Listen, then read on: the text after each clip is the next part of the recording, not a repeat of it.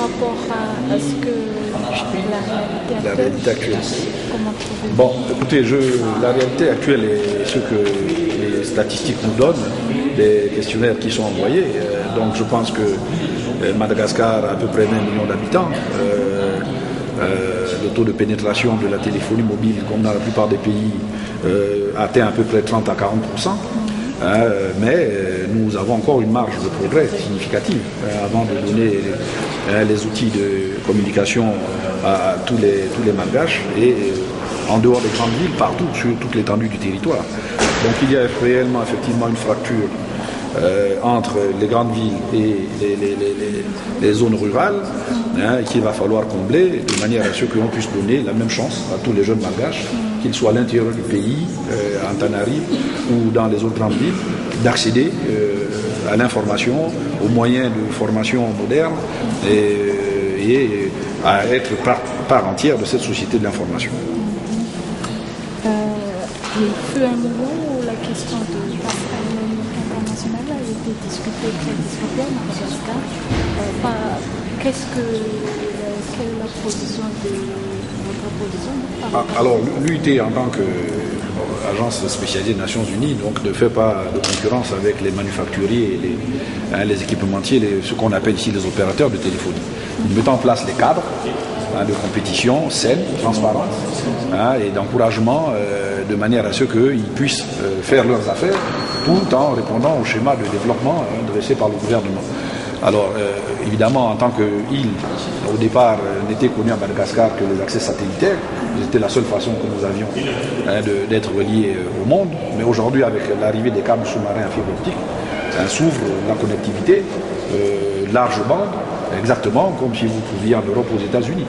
Donc, une fois ces outils mis à la disposition des jeunes malgaches, dont l'innovation et le talent peut être démontré à l'extérieur, il n'y a plus de raison de ne pas former.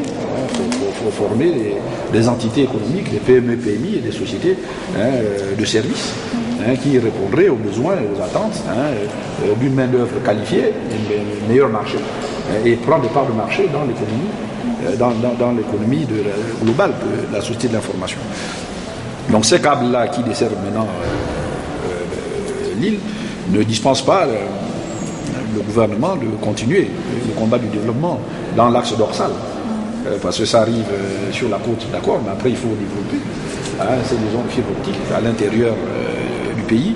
Et cette partie, effectivement, les bailleurs de fonds traditionnels, Banque mondiale et autres, sont prêts, et les banques de développement diverses, sont prêts à aider, dès que les schémas directeurs sont validés, à faire en sorte que le développement ne se limite pas uniquement au point d'atterrissement des câbles aux grandes villes, mais qu'une ossature nationale puisse suivre, afin qu'on mette vraiment des TIC à la disposition de toute la jeunesse, qui aujourd'hui, pour être compétitive, doit disposer des mêmes outils que les autres jeunes à travers le monde. Je n'ai pas eu vraiment une frère. Sur les câbles, avant vous aviez... Passerelle unique. Mais elle n'est pas unique, la passerelle. Vous avez deux câbles sous-marins fibre optique qui arrivent. Donc ce n'est plus unique. Il y a plusieurs passerelles qui arrivent. Vous avez le câble ici, et puis le premier câble qui avait été accordé à Madagascar. Et même ça, même quand il y a des câbles sous-marins, les liaisons satellitaires ne sont pas arrêtées pour autant.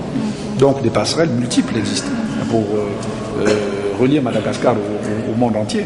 Bon, maintenant, quand on parle de technologie de l'information et de communication moderne, on parle effectivement du large bande, donc des câbles haut débit, parce que tout le monde maintenant fait de l'Internet, tout le monde transfère des fichiers, tout le monde reçoit des films, de la musique, tout ce qu'on veut par les réseaux.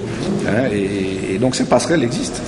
Maintenant, il faut concrètement mettre à disposition des services à la population, en continuant cet effort de développement. Je crois que son Excellence a amplement expliqué de quoi il s'agit effectivement, de quoi retourne effectivement la mission. Je crois que vous, les journalistes, vous aurez encore le loisir de lui poser beaucoup de questions lors peut-être de la mission pendant la semaine qui va suivre. Voilà. Merci infiniment. Merci. Merci.